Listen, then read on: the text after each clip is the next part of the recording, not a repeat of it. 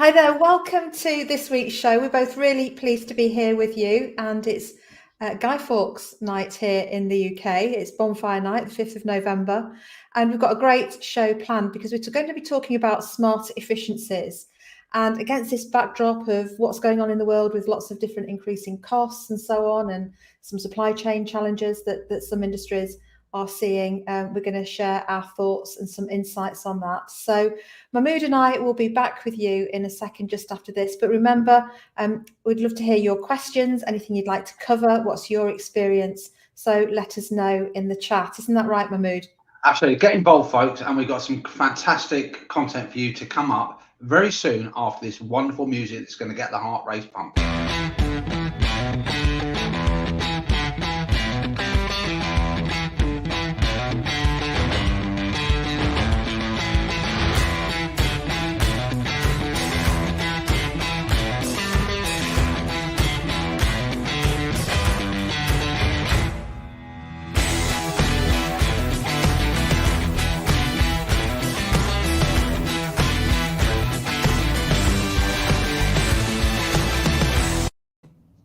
And we're back in the room.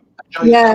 Absolutely correctly. I think coming on the tail end of last week where we talked about challenges coming up in terms of costs and supplies, I think the topic we've got this week is really going to share some value with our wonderful audience who, if you're hopping on, hashtag replay, share your comments and all the rest of it. We look really forward to interacting with you guys. Yeah, definitely. And it's interesting times. I was talking to some businesses this morning, actually, and one of the really consistent themes was just how busy everybody is right now. It's as if we've all come back from the lockdowns, and we're getting, in the run up to Christmas and the end of the year, and getting as much done as possible. And things are really moving forward, and all of that against a really interesting backdrop of different some cost challenges and some changing scenarios in the world outside around fuel, logistics for supply chain. Somebody was talking about to me this morning, and more. So what are you picking up, Mahmood, out there? I think same as you. I think there's a few things. I mean, I was listening to Bank of England report this morning, as you do the first thing in the morning here, and they were talking about conversations about interest rates coming through the pipeline at some point. We know debt's going to be not as cheap as it was. And I think I echo your sentiments, Joe. I'm talking to lots of clients here who are saying how busy they are. And I think after the unfolding of the last 18 months or so, people quite understandably are tapping into that demand, chasing sales. But I think there's a danger point here, not just because of cost pressures, that you chase the sales, but you're actually not that efficient in actually the infrastructure, the processes and all the rest of it. And actually that could actually be quite dangerous unless you get those efficiencies organized right now. Yeah, definitely. And, particularly around energy processes and so on, and how you're doing things behind the scenes, and making sure those processes that you do every single day are super slick so that you can scale and get ready for the rest of the year and into 2022 and beyond. So I guess we're really focusing on what businesses can do, what you can do right now. Because the simple answer isn't always, it is sometimes, but it's not always just to stick your prices up, and if I've read the stuff from so many business gurus online, and I say gurus in inverted commas, going, just put your prices up, charge what you're worth, put your prices up, that works up to a point. But there are some issues with that, aren't there, and some challenges that people need to be aware of. What do you think? Yeah, 100%. I think, listen, I think value pricing, charging what you're worth, I think is fantastic. Okay, and pricing is, a topic we're going to pick up later on in this series. But I think there's also a danger you can become uneconomic. You could actually lose market share and all the rest of it. And ultimately, it's not the revenue that you generate for me that's important. It's the actual level of profit and the level of cash that you generate. And there is an incredible amount of things that you can do internally to make yourself more efficient in terms of processes, which I want to pick up in a few moments or so, which will keep your price competitive and actually generate a higher level of margin and profit for you there as well. And I think at the risk of being broad brush, I think sometimes people give very lazy advice that's easy, put your prices up. But I actually think you're not really thinking about your customer. You're not thinking about, but don't get me wrong, I think value pricing has its place. But actually, people are missing so much opportunity by not looking inside under the bonnet to where they can actually make improvements, and actually ultimately that will lead to a greater level of profitability. Yeah, I mean, the ultimate, isn't it, is to have both, so that you're pricing at the optimal level to get, so 100%. the customer thinks they're getting a great value, you know you're getting a fantastic return and are pricing optimally, and you've got the margin working for you because you're running super efficiently behind the scenes as well. So that's how you maximize margin, isn't it, by putting the two together. And I think with business getting so busy right now in many cases, it is important to keep one eye on the cost, as you say, Mahmood, and not just chase the sale, and really think about, well, how can we grow and how can we scale this and maximize this opportunity profitably. And I love the way I pick up what you said earlier on, Joke, and I think there's probably a part of the business organisation like processes here. They don't sound very inspiring. They don't sound very exciting here. And I think there's 2 or 3 things to take on board. If you're at the situation where business is becoming healthier, you've got opportunities out there, then get everything organised before that business demand swamps you there as well. I think secondly is efficiencies is not just more profitability, but it actually creates more capacity, creates more time that you've got available, which means there's less pressure on you to have to go out and resource with more staff, accessing and buying things there as well. And for me, I think processes are very much a neglected part of the business. It's that whole thing about from your stranger customer to the actual end delivery here. It's those things along the chain that we can do a lot of. I think so, and I think also, in the light of COP26 and climate change and sustainability, there's also an obligation to do things efficiently as well, because often, being wise with how we use energy and how we do processes and how we dispatch and all of those things, by being cash efficient as well, and it can also help us be energy efficient and vice versa. So there's a business case for often for putting the two together as well. Very much so. Yeah. I mean, I think anecdotally, if we pick up, I'm going to pick up on a conversation we had just before we went live here. So if I look at processes, one example of a process, and we're not talking about large investments in personnel, we're not talking about large cash investments here. It's about thinking to do smartly in terms of what I call sometimes the onboarding process. So you have a client, from a proposal stage to actually bringing them on, this paperwork that flows. It doesn't baffle me, because I know lots of companies still do that, but why people still send things by PDFs, why people still email documents that have got to be run off, printed, scanned and sent back in, is just ridiculous in the sense of how much time that takes. And when you can do things digitally, whatever platform you use, and there are lots of platforms out there from Dubsado, DocuSign, whatever, where actually that element here can actually be made more efficient. You save time, it's much more fluid, you don't lose the document trail, and those few minutes that you save, and you also get a better customer experience with that as well. Yeah, definitely. And you just look more contemporary and thoughtful. So somebody's asked me to sign something, a contract today, a supply partner contract. So they're doing work for me, some of my behind the scenes work. And and I just said, I've got to print this off and sign it and scan it and send it back. Just use DocuSign or something, and it saves everybody so much time, doesn't it? Absolutely, one click and you're done, for sure. So I think it's what we've learned as well through COVID is also about looking after cash and making sure we look after cash in good times as well as when in the challenging times. And we sort of, there were loads of businesses that when COVID happened, they were really struggling from a cash flow perspective. I mean, who could have thought that what happened happened? And now things are coming back. Let's not lose that lesson learned. Let's really try and build up reserves and use cash really wisely, and look after that. I think it's just so tempting to go and run around and go for that next sale. We need to do that and make sure that we're thinking ahead as well. Yeah, I like that idea. I think you're quite right there, Joe, in terms of there are lessons to be learned, positive lessons to be learned in terms of from what's happened over the last 18 months as such. I think businesses need to be very careful not to lose sight of those lessons. So I think definitely one thing in terms, I know we're not talking about planning today, but I think planning has a great approach to improving your processes here. And I think it can sometimes be an overwhelming, scary process. So my own personal preference is, if you've understood what the customer journey is from inquiry to delivery and all the back office systems that go there, tackle them one at a time. Trying to do everything wholesale, chucking it out and saying, here's a brand new system.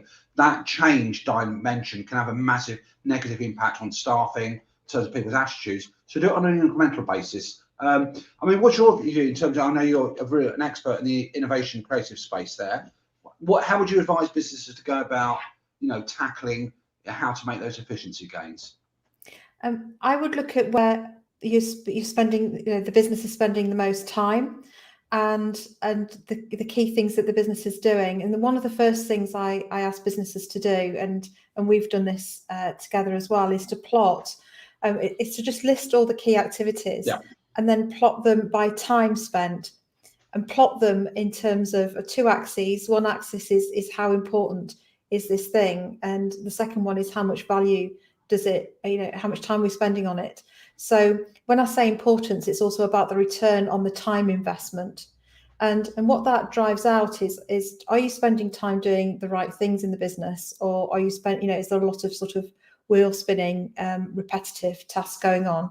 So you can look at time versus return on that time investment, and then take those areas where you can see some real need for improvement, and just map out what you're actually doing, and do it step by step, and look at where you can take steps out, where you can delegate stuff, where you might have duplication, where you just, you're doing things that you don't actually need to do, and look at how you can streamline the steps, take as many steps out as possible, and minimize the touch points. By touch points, I mean between different people, and redesign your process.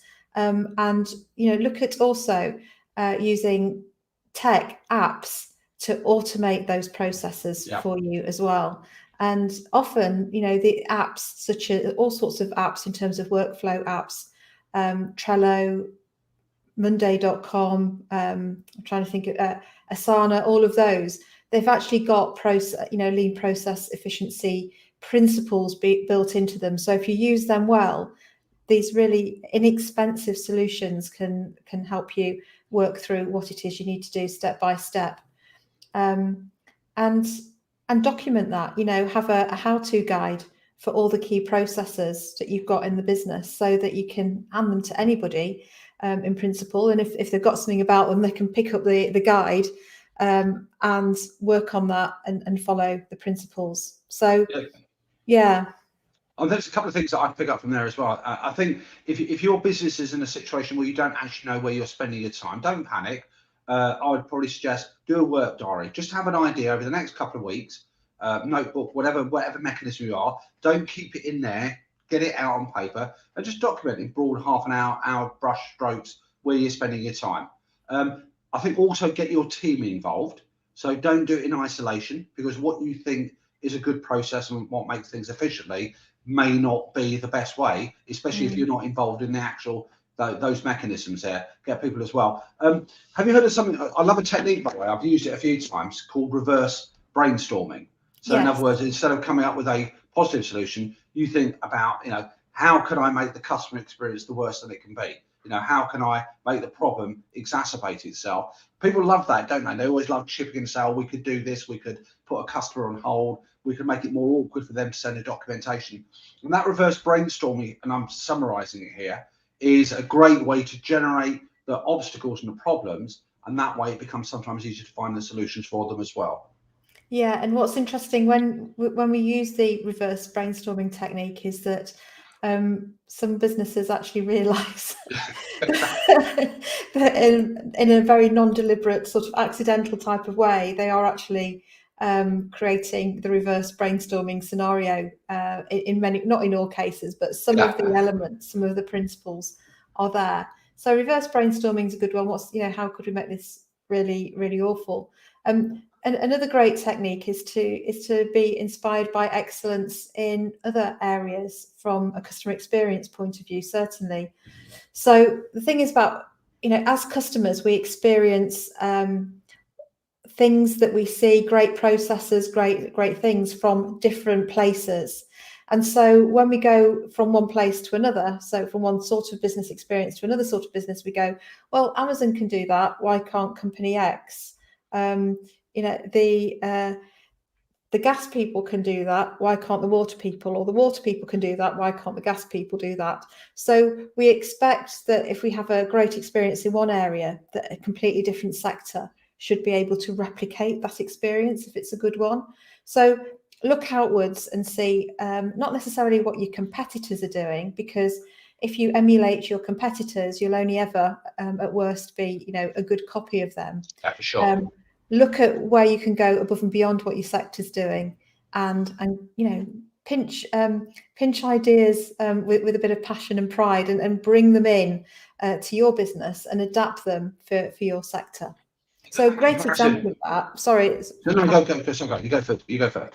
A great example of that, and it's not a particularly new one, it's been happening for years, is McLaren. The Formula One McLaren team have got a business improvement squad that take Formula One principles, the pit stop principles, out into the business environment, particularly into engineering companies, to look at how you can turn things around more safely and faster with better team communication and all of those things. So that's an example of taking a great, excellent principles from one area and applying them into something like, it's used in rail, for instance. So businesses can do that. We can do that. I like that comparative benchmarking. I think you're right. You need to look outside of your own sector and industry, and there's always something you can learn. So if you think in terms of where you had a positive experience, I've used it for my own businesses, by the way, where I've seen companies completely different to mine do things which enhance either a customer experience, an onboarding experience, something that's really positive. I think, oh, okay, I can adapt that and use that for my own particular business there as well. I mean, you're right. I think if you just merely look at your competition to emulate them, you could be missing out lots of opportunities here. And comparative benchmarking is a great technique. Yeah, and it is, and I think it goes beyond the benchmarking, because it's looking. So for instance, the McLaren Formula One, those principles also used by Southwest Airlines, EasyJet, and others, because it's what are they trying to do? Well, they're trying to keep planes in the air flying around for as long as possible, because then they're revenue generating, and it's expensive to park your aircraft, and also you want the minimum amount of engineering downtime, but you also want to do that safely. So I think it's about really challenging yourself to do that, and creating some checklists for your processes as well. One of my favorite books is the Checklist Manifesto by Atul Gawande, who is a doctor, a surgeon, a consultant, and uses checklists for complex scenarios, easy scenarios, to save time, but also to save lives in a medical environment. And it just takes the thinking away. It takes the error away as well, because it's about improving quality, isn't it? It's about improving consistency and reducing waste. And when we get things wrong, that costs us more time and stuff and effort and those things too. Well, they draw that parallel, don't they? That if you take that in terms of like customers, for example, it's 3 times more expensive to recruit a new customer than it is to retain an existing one. Cost of rework, rectification are much more expensive than getting it done right the first time. I know we're not talking about systems today, and I think that's a topic for another day there as well. But those efficiencies, those standardized processes that you do, those checklists here, makes it also easier to sell your business in the future. If you've got a business that isn't, and I know we're not talking systems today, that isn't truly systemized, hasn't got good set procedures, hasn't got efficient processes, it's a much more difficult ask to actually sell that business on in the future. Yeah, so it needs to, you're building resilience. So through smart efficiencies, it's not just about cash, it's also about time, and it helps you to future-proof what you're doing. So looking at where you can be efficient, it's about where you spend your money, and it's also about where you spend your time, and also waste, and waste coming from poor quality or errors. or repetition, those sorts of things. It's interesting actually. I still find lots of businesses, even mature businesses here, have got a very what I call narrow focus about whether they can justify the spend to make things better. They tend to either think in very short time frames, like I'm spending X amount now. One thing they don't really take into account is what I would call the ROI on their own time. So if you look at the amount of time that you spend on a particular process and you think there's opportunities to improve that process, whether it's onboarding, whether it's delivery, whether it's actually doing the work, whatever it's doing here, if you just compound that amount of time that you could potentially save over a year, put a value on that time, whatever your time is valued at, you'll tend to find a lot of things that you look at improvements will make a very good positive ROI. But I think people just look at the immediate cash outlay on something, without actually looking at the benefits that it can generate there as well. So I think there's some very poor thinking before those decisions are actually made. Yeah, and some of those investments can save a significant amount of time. It might be investment in a piece of machinery that means you can produce more things more quickly for less money and less energy and so on. So I know it is right to think about any significant investment very carefully before you do it, but it's not about not spending any money and holding back completely. It's really about assessing the risk and the reward, isn't it? Absolutely. Yeah. I would hasten to add, folks, by the way, if you're just coming on now, by the way, if you want to put hashtag replay, if you're out there, we know you're there. We've got a little link at the bottom, mahmoodandjoe.com. We'd love it if you want to just join our mailing list here, keep in touch with what's going on as well. So that's just a little sideways, little plug here. It would be quite a mistake on my part not to actually mention that. Joe, what do you think is the biggest, if there is possible, I don't know, it differs from business to business, where's the biggest potential for people to make efficiencies on? What would be the one single area that stands out for you?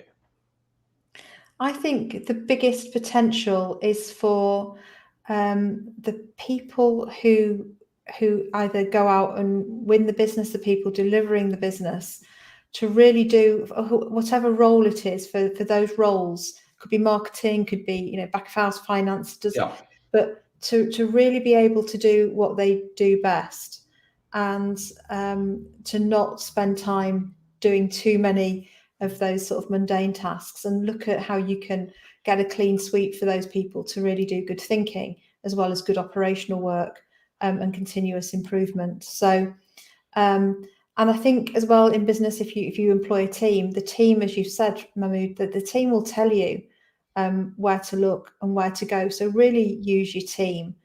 And it's tempting, isn't it, as an entrepreneur, to want to, to think you can do everything yourself far better than anybody else, and you're the only capable one. And that's true of some things. You are the best person to do some of the things in your business, but there are many things that you can delegate. So getting really comfortable with delegation as well, because that will make your processes better. I know that my VA is really brilliant at saying, actually, if you did it this way instead, Joe, you could save a lot of time and it would take a couple of steps out and make life so much easier. And I go, yeah, let's go for it, because that fresh pair of eyes standing from outside me looking back in is seeing things that I've not spotted. Yeah, I think that's spot on. And I think there's also another thing. I know in a lot of circles, people look in terms of investment in process. They look at it as additional overhead, additional costs here. I personally speaking don't like the word overheads anyhow, because I think that's misleading. Because what you've always got the people who are at the coalface, maybe delivering the services, making the products, but you've also got the support functions. And any business, whatever shape and size it is, needs support, and you need efficient systems internally to make it happen. I think if you think about a hospital cannot run unless it's got a good infrastructure of porters, of ancillary staff, people in the x-rays and pharmacy, but all those things have got to run efficiently. So I think mindsets have got to change to do that. And I think personally, the biggest area of potential is in those back office functions there as well. Yeah, definitely. And it's not something you do and get right and that's it. That's it, you're done, because it might be right for a while, but the business is constantly changing and people in the business are changing, what their needs are, customers are changing as well. So we've got to sort of keep revisiting processes. I think when we start a business, we sort of create processes, we make them up, yeah, and then it's about going back and say, is what we've made up, is that fit for purpose? And as we're scaling and growing, we need to redo processes to account for the next level of growth, because what worked back then isn't necessarily going to take us forward over there. So it really is a continuous journey. You know, if you look at companies like Toyota, who first started doing lean process innovation back in the 1980s, they're still doing it. It's not like they did it in, you know, the 80s and the 90s and then they nailed it and that's that, they can leave it alone. They're doing it constantly all the time. And that's because technology that they're using is changing. The the innovation, the products that they're manufacturing is changing. Sales methods are changing, and so on. So it really is something that we need to be constantly looking at and revisiting quite frequently, I think. I'm really glad that you chose the Toyota example here, because if I go back to the 70s and the 80s there as well, in terms of, you know, the Japanese companies developing those things, I think the culture is completely different in the sense that they but they trust a lot of their staff. They put that empowerment over to their staff. That decision making is made at a much lower level, where they contribute ideas in small increments there as well. But yeah, tap into your team. Don't get in the way of your own progress there as well. Use technology. Now, technology is not the smoking gun. It's about using it in the correct way to actually make sure that you can sort of leverage and get those efficiencies coming out. And efficiencies, by the way, means you're more productive. It means you make more money, which is not a bad thing. It means you have more capacity. And I was intrigued by your comment about where you start off, Joe, because I think what you tend to find as well, if I go to my own businesses, is that what you started with over time, all of us are probably guilty of this, systems don't flow evenly. So there may be a patchwork of different systems we've built up over time, you know, they'll be susceptible to breaking the bigger we become. Yeah, and you know, processes. I think one of the lean sort of the Japanese lean analogies around smart efficiency is, you know, water flows, and if it's got big rocks in the way and pebbles and things like that, it can't flow as efficiently. So what we're trying to do is take the big rocks and the pebbles out of business operations, so that things can flow beautifully, you know, and not have to negotiate different obstacles and things that don't need to be there. Yeah, great analogy. Yeah. So, and in terms of the Toyota example, I mean, I was first introduced to lean, and it makes me sound really old, because I probably am, but in the 90s. So I was in HR with Asda in the mid 90s, and we used Japanese principles to actually turn round the business, because it was really struggling. Asda was on the brink, and Archie Norman and Alan Layton came in to turn it round, and they did that. And one of the key ways that they turned it round was by working with checkout operators, the people, you know, working in grocery, filling shelves and replenishment, the warehouse people, the trolley porters, everybody, using Kaizen, using the Japanese terminology. Yeah. For continuous improvement, and really changing the management culture, recognizing that actually the management and the bosses don't know everything. The people doing the jobs and are the ones that know about their jobs and have that wisdom and that creativity. So yeah, that's an experience that stayed with me. That's a great experience. I'm a big believer of Kaizen, those small modicum improvements. But I think there's a couple of things that come out for me from there. One, in your organisation, make sure you've got the right culture. So you can't just suddenly turn around to your team and say, we've got to do X, Y, and Z, without making them feel involved, making them contribute, listening to their contributions, and sometimes get out of the way, because you may be the obstacle to making those processes and efficiencies. Obviously, you've got to maintain them, you've got to keep an eye on them, but it's always a continual cycle there. But it's definitely a payoff. It's a big payoff that you can make. And I think we started off the program by saying the way to make more profit, the only route is not just putting prices up. We're not saying never put prices up, but look at the other side, because profit is basically income costs. If you can somehow make the costs leaner, you're going to make more money. And, you know, making more money is great, because you can reinvest, you can do great things, you can achieve your why much more easily, you can reward your team, you can, you know, there's great things that you can do with making more money. Yeah, definitely. So, well, I hope that's helped you all watching. Let me know what you think. Let us know if you think that we've missed anything, or how you're making efficiencies and how you're dealing with all of this that's going on in the world, and how that relates to your business right now as well. So we've absolutely loved being here with you again this week, and we'll be back next week, won't we? We certainly will be. I think, echoing exactly what Joe said, if you've got a tip, an efficiency that you want to share with others, any obstacles that you found yourself, then please put them into the chat box. We'd love it, guys, if you want to sort of subscribe to our mailing list at mahmoodandjoe.com. And we look forward to speaking to you guys next week. And in the interim, have a brilliant week. Have a good one. And I think it only occurred to me, let's play out with some wonderful music.